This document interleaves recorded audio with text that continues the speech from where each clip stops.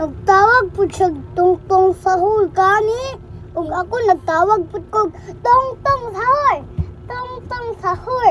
Ug So- ako ug si Balina Cappuccina man niyang uyab kang tungtong sahur. Diba guys, na-addict na po anak sa tungtong sahur.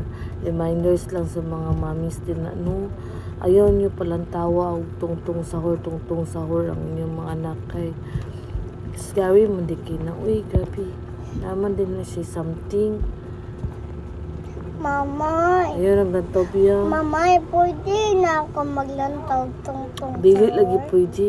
Di may katong na gani sa YouTube, di may Puro na sa gani tungtong kay sahur. nakita na ako kay ang tao daw kay nadito daw kay nakadula sila. Na ayaw na mong lantaw na tungtong sahur ha. Ang tao gani mamay kay nagdulag tungtong sahur ning suon pa jud ko ning daylod ko tungtong sahur. Di na mong lantaw kay it's demons. Ang tungtong sahur. Delikado na siya sa mga bata kay Ay, naay bunal si tungtong sahur. Sige pa jud ang mata. Chiga pa yung mata. Kung magkuhan ka na siya may kay mudula ka ana, bahala ka dira mamatay ka. Ah, nadula gani ka ato. Apil-apil man ka sa pagdamula gani pa mo. Basta, dili na mo ang tungtong sahur ha. Kay demons na siya. Ah, nagdula ko. Mo nang giguba mo cellphone, sige lantaw tungtong sahur. Naguba mo cellphone. Ay, gikuan ako Giguba.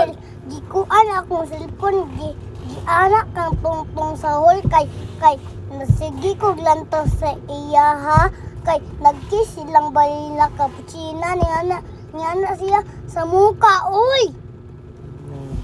Ayun na ha. Bad na tungtong sahur. Di na ko ganang mo lantaw ka na tungtong sahur, okay?